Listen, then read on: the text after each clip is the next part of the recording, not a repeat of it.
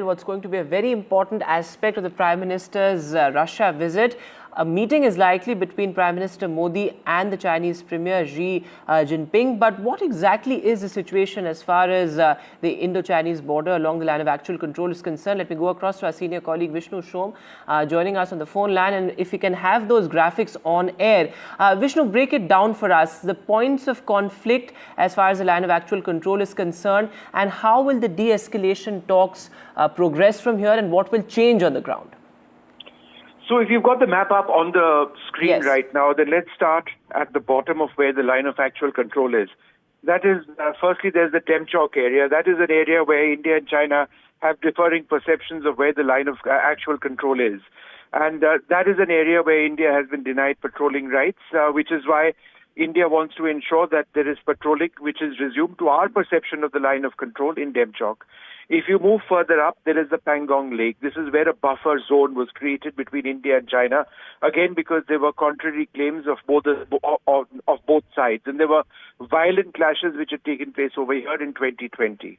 So now one would assume that patrolling rights would actually take place in this area as well, and Indian soldiers would be able to patrol right up to a geographical feature called Finger 8, which is to the east of Pangong Lake. If you move further north, there is the Hot Springs area. It's also called the Hot Springs Gogra area. Hot Springs, Gogra is a post of the Indian Army. The Hot Springs area lies close by, relatively close by to it. This is an area which India believes is very, very important. It's an area which India in the past has dominated. And therefore, when we talk about manning the line of actual control, whoever has dominant positions is in a position of advantage. In an area over here as well. So therefore, again, if India is able to go beyond that buffer zone to patrol in areas we want, that's great. If you move further north, it's Galwan. And Galwan in 2020 began, where so many Indian soldiers, 20 lost their lives in those violent clashes, which took place. An unspecified number of Chinese soldiers were killed over here as well. Again, there is a buffer zone to deconflict the two forces. India wants to ensure that we can patrol right up to our perception of the line of actual control, which is shortly after, as I understand it, the bend of the Galwan River where the clashes took place. And then perhaps, as significant, if not more significant than all of the other areas, is right to the north of the line of actual control, the Depsang Plains. This is a relatively flat terrain. India deploys tanks, in fact, over here. And this is very, very important because India needs to always be in a position to hold this ground, because west of this lies, for example,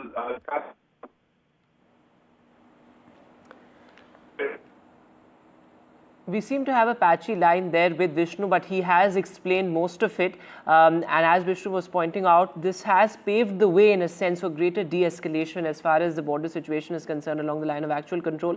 Thanks very much, Vishnu, for being with us. Let me also now introduce our guest this afternoon. Well, Mr. Brahma Chalani is with us, somebody who knows the situation extremely well. He's a strategic affairs expert. Mr. Chalani, thanks very much for being with us.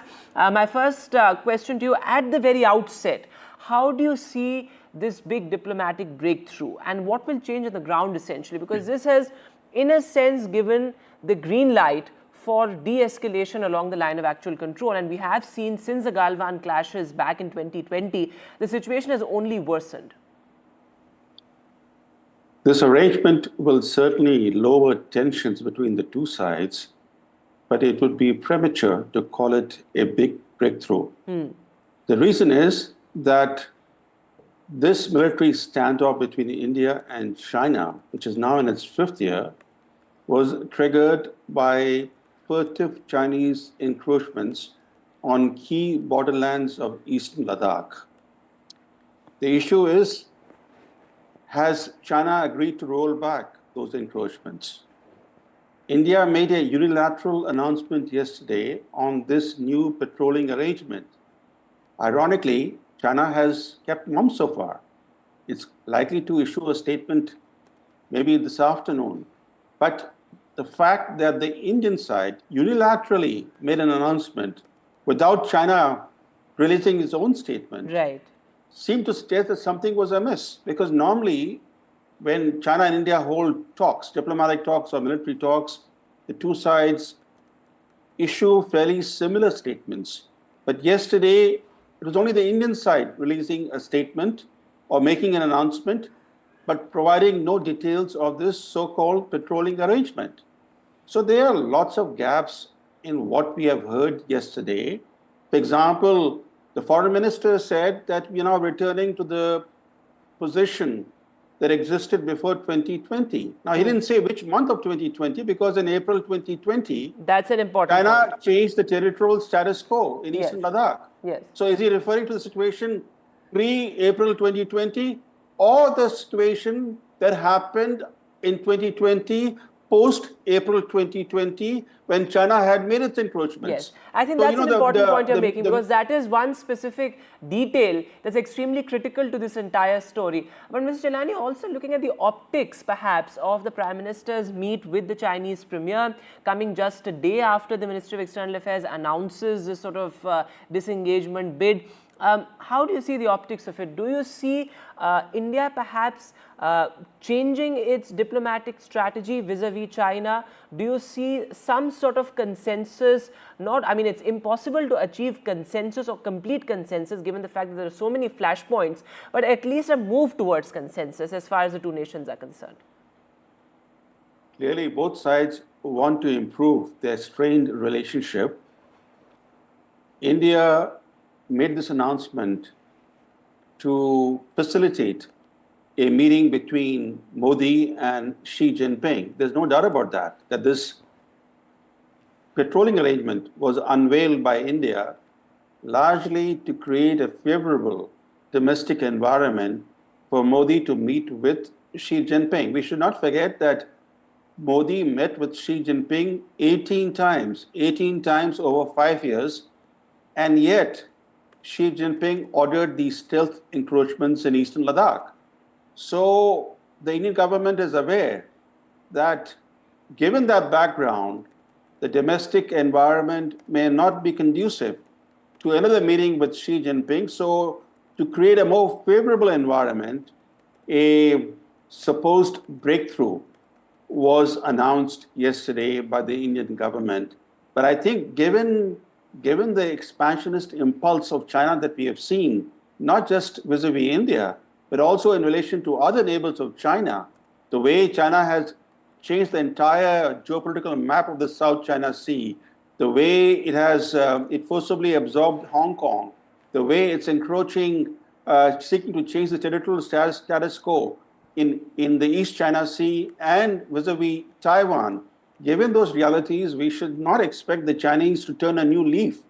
We'll have to deal with an aggressive, expansionist China.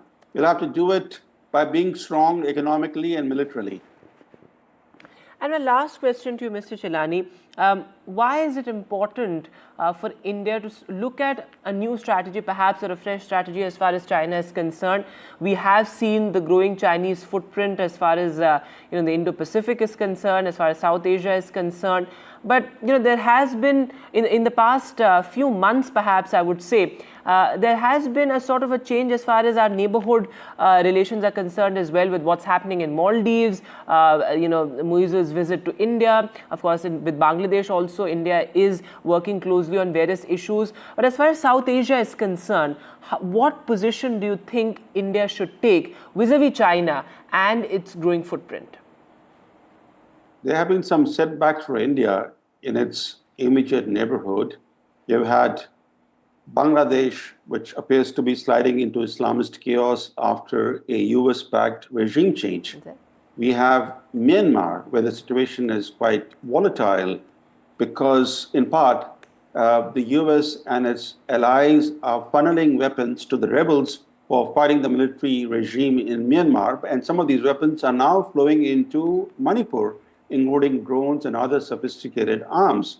And then we have Pakistan, where, like in Bangladesh, the US is backing a government that has the support of the military. So given those realities and given the difficult situation that India faces in its neighborhood, balancing its foreign policy has become imperative for India.